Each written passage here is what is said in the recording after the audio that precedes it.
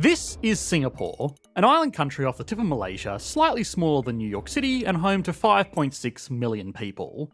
Despite its tiny size and modest manpower, the country has an economic output of almost $500 billion, making it the 33rd largest economy in the world, beating out much larger countries like the UAE, Vietnam, and even Malaysia, the country directly to its north that has more manpower, more landmass, and even more natural resources. But it wasn't always like this. Singapore just 5 short decades ago was a desperately poor country still suffering from a long history of occupation. The concentrated success that this small island has been able to achieve in such a short amount of time is why so many economists and commentators are excited about the idea of other countries replicating that success and becoming the Singapore of their respective regions. The Singapore of South America, the Singapore of Africa, and even the Singapore of Asia are all titles that several countries around the world have been given for trying to replicate the success of this city-state, although they probably didn't think that last one through. Anyway, if a poor island devoid of resources and global political capital can go on to become one of the wealthiest economies in the world, then it stands to reason that just about any economy could achieve the same thing. Unfortunately, the success of Singapore is going to be extremely hard to replicate, and the exact combination of factors that the country had going for it basically just doesn't exist anywhere else in the world. What this means is that there is never going to be another Singapore of some other region. Another common misunderstanding is that Singapore's success has hinged off glamorous industries taking place in glass skyscrapers. It's easy to see why, with pictures of Marina Bay, stories about billionaires from around the world making it their home, and even depictions in modern movies. But the reality is far from that. And even most economists ignore what truly made Singapore a success to begin with. So, what can regular economies learn from the rapid development of Singapore, and could it be applied to their own countries? What was it that made Singapore so successful? And finally, why is it almost impossible to replicate this success in other countries around the world? Once we have done all of that, we can put Singapore on the Economics Explained national leaderboard. Even if you live in a country that is doing as well as Singapore economically, life isn't all about money, and almost everyone will have times in their lives when they struggle, whether that's with motivation or more serious low points. The start of Singapore's history as an independent nation was quite unusual. While a lot of countries around the world had to fight bitterly to claim independence, or in the best case scenario were able to negotiate it with the country they were claiming it from, independence was kind of forced on Singapore. The tiny island was once a state of Malaysia, and throughout its history was used as a trade port by colonial empires. This led to the region becoming very diverse, but also very tense between all the groups that call it home.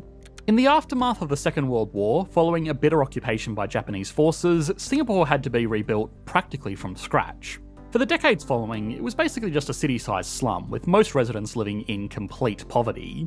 Sensing the tensions that could arise from such a diverse group of people living in such an unforgiving environment, Singapore was cast out from Malaysia in 1965.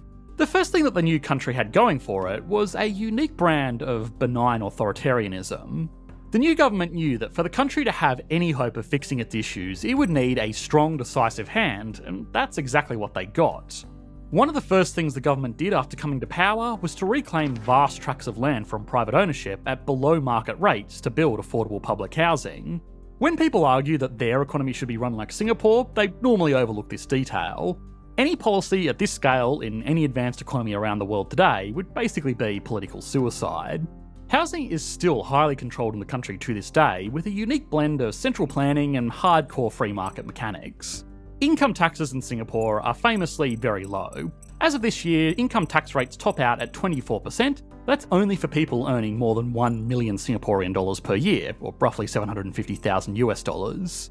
That's the free market side with minimal government intervention, but at the same time, 20% of workers' salaries are still mandatorily taken by the government. But instead of going to fund government spending, it's put into a large communal investment fund that people can then use to put a deposit on a subsidised house. In addition to this 20%, an additional 16% is provided by the worker's employer as contributions towards the same fund, which is also used to fund retirement and healthcare. This means that at minimum, people in Singapore are saving at least 36% of their income, which is double the average savings rate of the USA. Singapore also has very diligent savers, even outside of these forced savings measures, with the average resident keeping 54.6% of their earnings. Now, a high savings rate means very little if the people of the country are not earning much. So the next thing the government had to do was attract industries that made sense in the tiny island nation. Early on, the country had very few advantages over its larger regional peers. They had more people, more resources, and more land to set up operations. But Singapore still had a few tricks up its sleeve. Perhaps the country's greatest global advantage is its amazing geographic position at the tip of the Malacca Strait, which is the single busiest shipping lane in the world. The reason the country existed as a trading port back in the colonial days were for exactly the same reasons, but now the people of the country had an opportunity to benefit from that position for themselves. One of Singapore's biggest industries today is a far cry from the glamour of global finance. It's basically a gas station for the world's cargo ships. As Asia developed as a centre of low-cost manufacturing and countries around the world started trading more intensely with one another, Singapore set up major oil facilities to bring in oil from countries in the South Pacific and the Persian Gulf and sell it to all of the ships passing through the natural bottleneck of the Malacca Strait.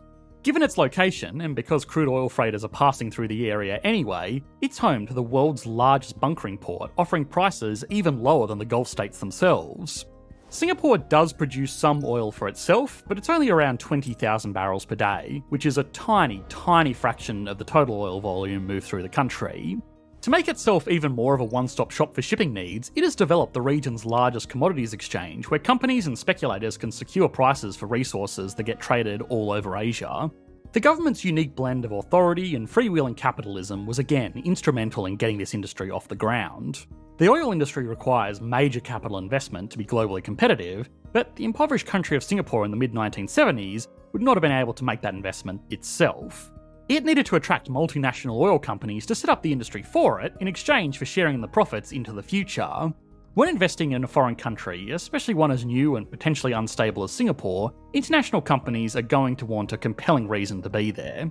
Since Singapore had few oil reserves of its own, that wasn't going to be enough by itself. The potential for its geographic position was understood, but economists have argued that what really made it a logical choice was the freedoms that foreign oil companies were given to operate in the country, and the security that they were given from an effectively one-party state that could guarantee consistency of policy. Another benefit that Singapore had was that it adopted an English common law legal system from its previous colonisers, which is a well-regarded and widely understood system for settling commercial disputes, which was much more attractive to international companies than alternative systems in the region. Being in the right place at the right time and having the right authority to make the right deals was the foundation of Singapore's economic success. It's unfair to call it all luck because it did capitalise on this early success by reinvesting into its people and its industries, but had it been located anywhere else in the world apart from at the corner of what would go on to be the epicentre of global trade, it probably wouldn't have been anything nearly as remarkable as it is today. Another problem with assuming that with the right policies other countries can follow in the footsteps of Singapore is that most of the time people are learning the wrong lessons. Singapore is often used as a poster child for what can happen when taxes and business restrictions are low. The idea is that companies set up their operations there and contribute back to the economy in other ways. The reality is that Singapore does have taxes, and they're not even particularly great on corporations either. 17% is on the low end of average for countries around the world, and individuals can find a lot of places to live with zero income taxes. That's not to mention the other taxes that Singapore has as well, including some of the highest property taxes in the world, and the insane costs associated with registering and driving a car. The average person and the average company operating in Singapore is going to end up handing just about as much over to the government as they would in most other advanced economies. They're just not going to do it in the same way. Government revenue in Singapore is roughly 18% of GDP, which is almost exactly in line with the USA. Singapore also has the advantage of being physically tiny, so things like infrastructure and services are much cheaper and easier to administer, since they only have to service what is effectively just one mid-sized city instead of the third largest country on the planet. So, if anything, the Singaporean government probably takes more than its fair share. It also kind of cheats a little bit. About 10% of its workforce commutes from Malaysia every single day, considering its extremely close proximity to the much larger country. These workers produce value in the economy, contributing to economic output, but they are not counted in the country's population. This means when economists put together GDP per capita figures, they are including the output of the workers up here in the numerator, but not adding them to the denominator, giving this figure an unfair advantage when comparing it to regular economies that don't have this daily cross-border workforce. This is similar to another economic outlier, Luxembourg, that is a very wealthy country in its own right, but is also helped by this unique glitch of economic arithmetic. We explored this issue in depth in our video on that country, so I don't want to repeat too much else here. Either way, slashing taxes was not the key to Singapore's success. It was instead the combination of factors that we explored in this video. If a country found itself gaining independence in a region that would quickly develop into the centre of global trade, and it gave power to a government that could make practically unchallenged decisions that impinged on the freedoms of their people, and the government didn't abuse that power to enrich themselves, and there were no better alternatives available until world-leading industries were established, then yeah, sure, the country could be the next Singapore of its region.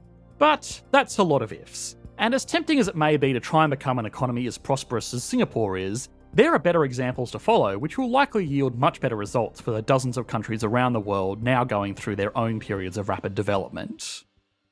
Okay, now it's time to put Singapore on the Economics Explained national leaderboard. Starting as always with size, Singapore has a GDP of $466 billion, making it the 33rd largest economy in the world, beating out regional rivals like Bangladesh, Vietnam, the Philippines, and Malaysia.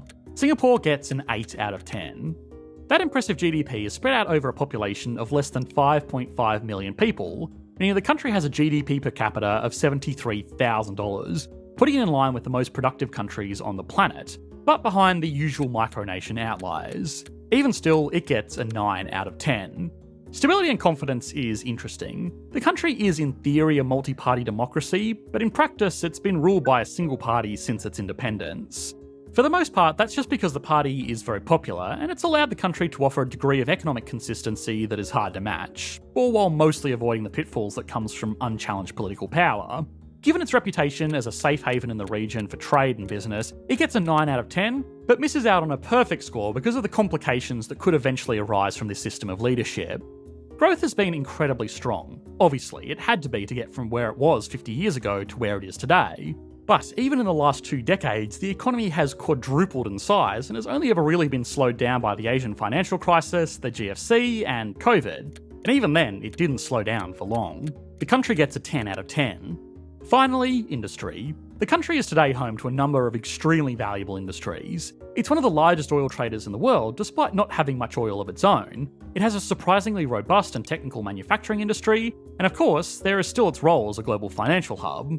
It's not a world leader in any of these industries by itself, and it hasn't really developed any domestic companies that compete on the world stage, but it still gets an 8 out of 10. Altogether, that gives Singapore an average score of 8.8 out of 10, which is incredibly impressive and puts it all the way up here on the leaderboard. Thanks for watching, mate. Bye.